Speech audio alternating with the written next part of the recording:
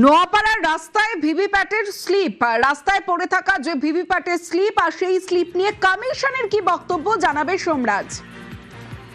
দেখো, ইতিমধ্যে নির্বাচন কমিশনের তরফে গোটা বিষয়টি নিয়ে বিবৃতি দেওয়া হয়েছে এবং নির্বাচন কমিশন জানাচ্ছে যে ভিভিপ্যাট পেপার, যে ভিভিপ্যাট স্লিপ পাওয়া গেছে সেটি হচ্ছে ভোটের আগে যে মক পোল হয়েছে সেই মক পোলের ভিভিপ্যাট স্লিপ। এর সঙ্গে ভোট গ্রহণের ভিভিপ্যাট স্লিপের কোনো সম্পর্ক নেই।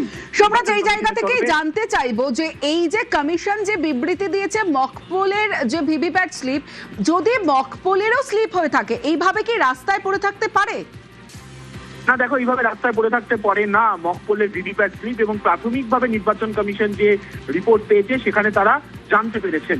যদিও গোটা বিষয়টি নিয়ে নির্বাচন কমিশন একটি তদন্তের নির্দেশ দিয়েছে ইতিমধ্যেই, পাশাপাশি একটি অভিযোগও দায়ের করা হয়েছে নির্বাচন কমিশনের তরফে, অর্থাৎ এফআইআর দায়ের করা হয়েছে। যে কারণ এই যে ভিভিপ্যাট স্লিপটি পাওয়া গেছে, এই ভিভিপ্যাট স্লিপের ভেরিফিকেশন অর্থাৎ যাচাই করার জন্য একটি অভিযোগ দায়ের করা হয়েছে নির্বাচন কমিশনের তরফে। কিন্তু প্রাথমিকভাবে যে তদন্ত রিপোর্ট নির্বাচন কমিশনের কাছে এসেছে সেখানে বলা হচ্ছে যে এই ভিভিপ্যাট স্লিপ সেটি হচ্ছে মক পোলের ভিভিপ্যাট স্লিপ। প্রাথমিকভাবে তারা বুঝতে পেরেছেন, কিন্তু এখনো পর্যন্ত চূড়ান্ত রিপোর্ট পাওয়ার অপেক্ষায় রয়েছে।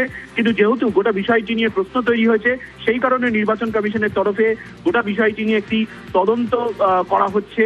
শুধু তাই নয়, ইতিমধ্যেই এফআইআর করা হয়েছে এই যে ভিভিপ্যাট স্লিপটি পাওয়া গেছে এই ভিভিপ্যাট স্লিপ যাচাইয়ের জন্য।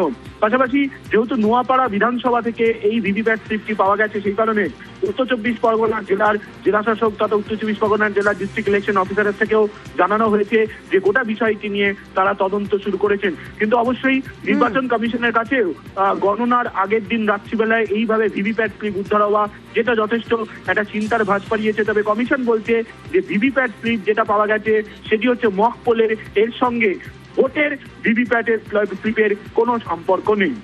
বেশ।